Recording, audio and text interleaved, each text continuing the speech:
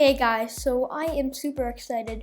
This is the NHL 21 franchise mode deep dive. It was just released by EA. So they posted out this article and it's basically going over all the new features for NHL 21 franchise mode.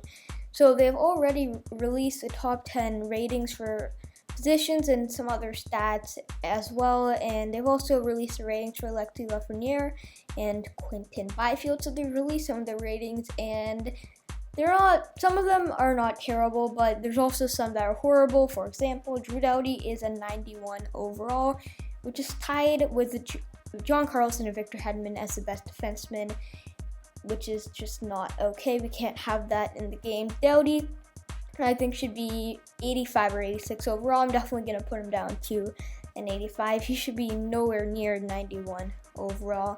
But as you can see here, the first thing is trade deadline. And also, I'm hoping that EA can make up for what they did with ratings with this franchise mode. They made some huge strides over the past few years, and trade deadline, one of the things they've already announced, one of the biggest features. And as you can see here, we've added an all-new trade deadline experience, replicating the frenzy broadcasted across the league every day, and you'll need to reevaluate your team. And you'll have 4 options to choose from: seller, conservative buyer, or buyer. And your experience within the trade deadline will be shaped by this decision and will influence what kind of trade offers you'll receive. This is a really, really good addition. I love that they added this. And really, before, I just like this whole update of the deadline, because I think overall the whole franchise mode is pretty good. It's just all those little things, and those big events didn't feel like they were big events. So the trade deadline, the draft, and free agency, I think, are 3 things that didn't really look as big.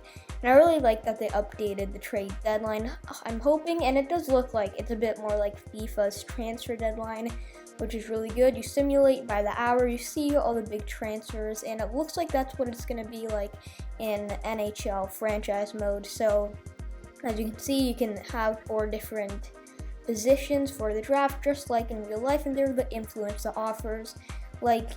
So you're not like Ottawa, or let's say you're Detroit last year, who's terrible team rebuilding.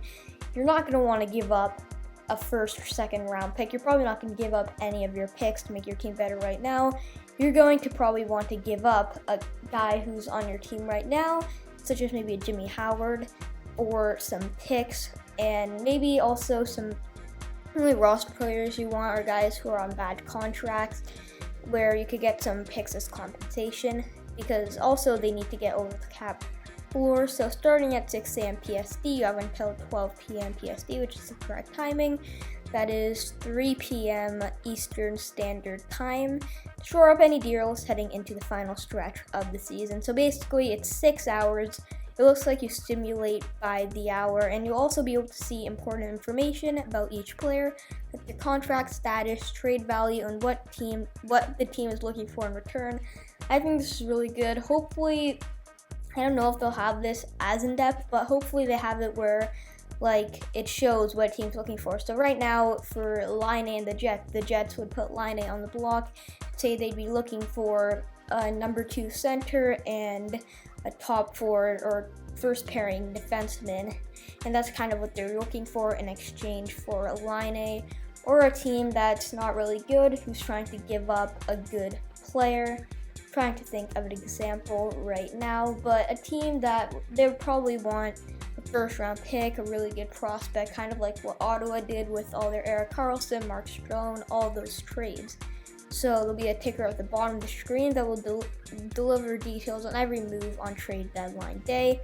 The market will fluctuate as the day goes on, and I really like how they have the screen. They got Pietrangelo, all these guys that could be available. So Pietrangelo, Markstrom, Barzal, Couture, you can see all those player informations, the teams interested, and the value, all that. So this kind of looks like what free agency is like, but for trades, obviously, and even more in depth. So I really like that. As before, you'd really just, most of the time you wouldn't even get any offers on trade deadline day, but now it looks like you get multiple offers on trade deadline day as you simulate buy. You're not really guessing, you know what you need to give up and if you're actually going to be in the market for him or not. So you can sort by all that stuff, and you can see players might be off the market or on the market. That's really cool as well. As you can see of the summary of the deadline, I like that. And finally they add this in, and I think that after reading over this looks like they're kind of making it a lot more like 2K's My League, which I love. That is by far definitely the best franchise mode out of all the sports games. And I think now NHL, with NHL 21, it's setting itself apart as the second best franchise mode.